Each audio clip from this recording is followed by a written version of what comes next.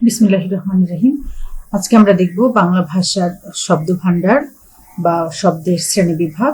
এখান থেকে দু একটা প্রশ্ন থাকে, যেমন এখানে 14তম শিক্ষক নিবন্ধনে একটা প্রশ্ন ছিল, উৎপত্তি অনুসারে বাংলা ভাষার শব্দসমূহ কয় ভাগে ভাগ করা যায়। এছাড়া 8ম শিক্ষক নিবন্ধনে একই প্রশ্ন এসেছে যে বাংলা ভাষার শব্দ ভান্ডারকে কয় ভাগে ভাগ করা যায়। তো আমরা আজকে এটা নিয়ে আলোচনা করব। এছাড়া শব্দের শ্রেণী বিভাগ কয় ভাবে হতে পারে, অর্থাৎ শব্দকে কয় দৃষ্টিকোণ থেকে শ্রেণী বিভাজন করা যায়, এই ধরনের প্রশ্ন কিন্তু থাকে।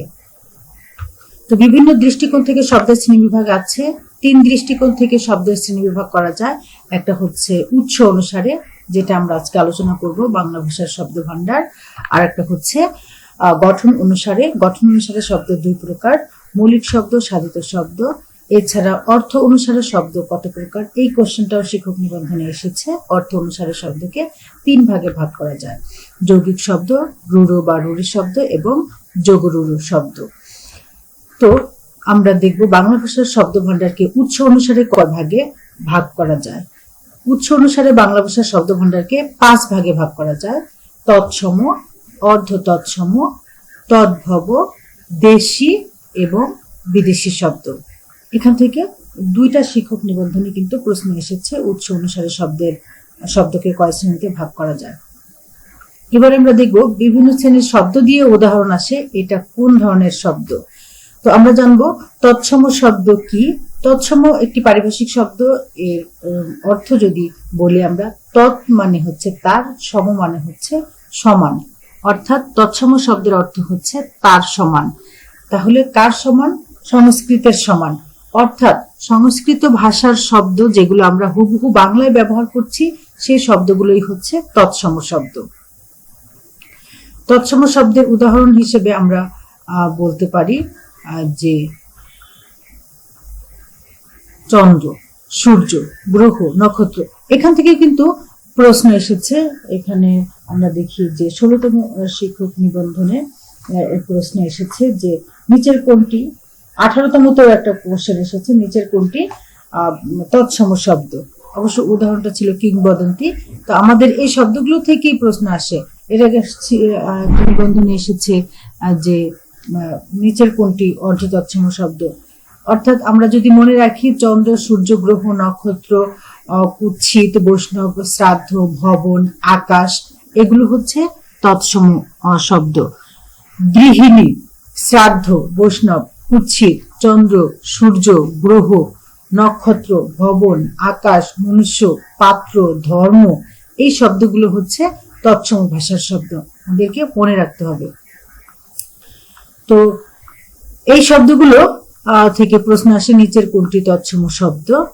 এরপরে আসি আমরা অর্ধ তৎসম শব্দ।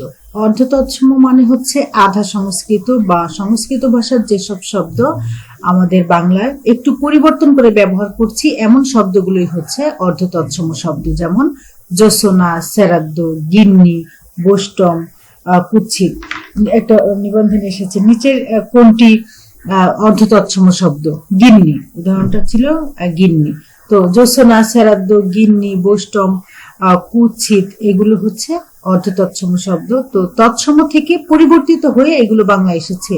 তো জ্যোৎস্না এর তৎসম রূপ ছিল জ্যোৎস্না, এরপরে শ্রাদ্ধ, এটাকে শ্রাদ্ধ, গৃহিণী সংস্কৃত শব্দ, আর অর্ধ তৎসম হচ্ছে গিন্নি। বৈষ্ণব, এটা হচ্ছে সংস্কৃত ভাষার শব্দ বা তৎসম শব্দ, এর অর্ধ তৎসম রূপটা হচ্ছে বৈষ্ণব। কুৎসিত, অর্ধ তৎসম হবে কুৎসিত। অর্ধ তৎসম শব্দ জ্যোৎস্না, শ্রাদ্ধ, গিন্নি, বৈষ্ণব, কুৎসিত। এরপর আসি তদ্ভব শব্দ।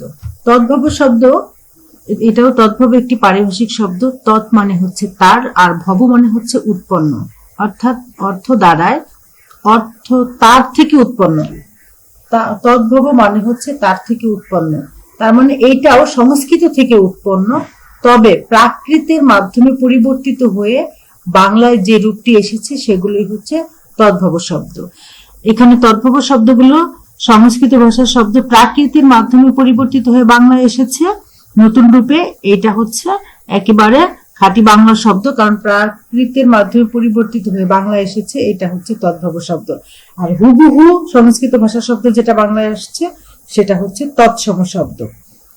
তো তদ্ভব শব্দগুলো আমরা দেখি যে সংস্কৃত ভাষায় ছিল হস্ত, প্রাকৃতে ছিল হত্থ, এখন তদ্ভব রূপ হচ্ছে হাত। হাত হচ্ছে তদ্ভব শব্দ।